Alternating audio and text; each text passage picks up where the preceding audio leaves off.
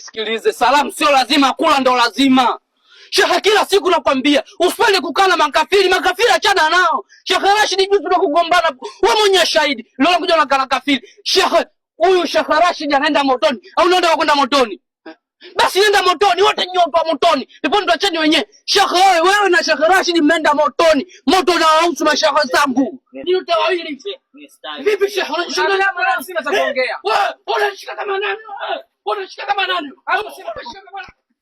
Unashika kama nani? Wewe hapa kwangu msengauana. Sije mtawana hapa.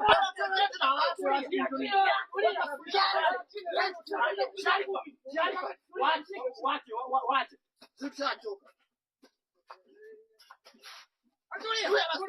Tulia. Wewe unampiga mzee. Usioshe mateke wewe. Kaba shamba. Kaa chini wewe. Niacha. Mzee huyu. Wewe hata wewe. Sasa umeniangusha. Umeniangusha.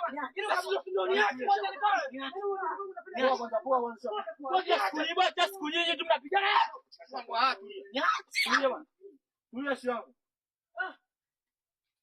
Wewe Sharifa, siku nyingine hawa tunawaacha. Yaani huyu wewe hata siwaelewi.